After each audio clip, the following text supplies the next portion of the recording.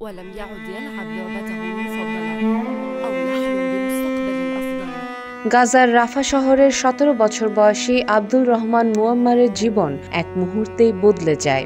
একটি গোয়েন্দা ড্রোন ক্ষেপণাস্ত্র তাকে লক্ষ্য করে আঘাত হানে যখন সে পরিবার সহ নিরাপদ আশ্রয়ের উদ্দেশ্যে রাফা থেকে পালিয়ে যাচ্ছিল। বিস্ফোরণে মারাত্মকভাবে আহত হয় সে। চিকিৎসকেরা শেষ পর্যন্ত তার একটি পা কেটে ফেলতে বাধ্য হন। এই এক পা হারানোই কিশোর ফুটবলারের সব স্বপ্ন, আশা আর ভবিষ্যৎ পরিকল্পনাকে মুছে দেয়। রাফার একটি যৌথ ক্রীড়া ক্লাবের সক্রিয় সদস্য হিসেবে সে মাঠে দুর্দান্ত পারফরমেন্স করত।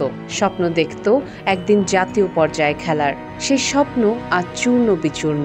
তারা আমার ভবিষ্যৎ এবং আমার জীবন কেটে ফেলেছে, বলেন আব্দুর রহমান কষ্টে ভরা কণ্ঠে ওয়াতানকে। তার কণ্ঠে ফুটে ওঠে একটি হারিয়ে যাওয়া জীবনের যন্ত্রণা। মাঠে দৌড়ানো, বলের পেছনে ছোটা, গোলের উল্লাস সবকিছুই এখন অতীত। এখন তার চোখে একটাই চাওয়া, একটি কৃত্রিম অঙ্গ যা তাকে আবার নিজের পায়ে দাঁড়াতে সাহায্য করবে।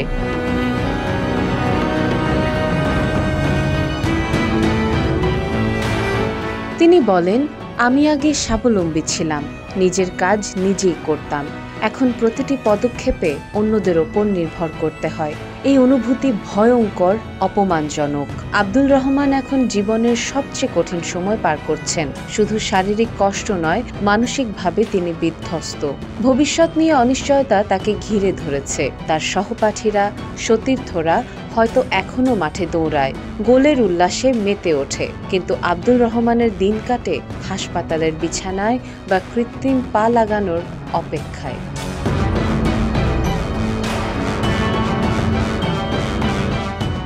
এই কিশোরের গল্প আজ গাজার হাজারো কণ্ঠস্বরের প্রতিধ্বনি। যুদ্ধ যে শুধু ঘরবাড়ি নয়, স্বপ্নও ধ্বংস করে, আব্দুর রহমান তার জ্যান্ত প্রমাণ। তার চোখে এখন আর বড় খেলোয়াড় হওয়ার স্বপ্ন নেই, আছে শুধু আবার স্বাধীনভাবে হাঁটার আকাঙ্ক্ষা।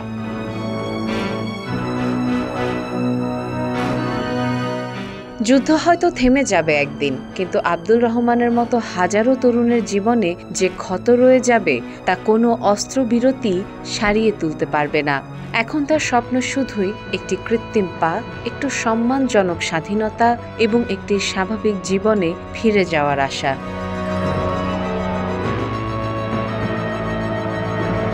Desk report, recap news.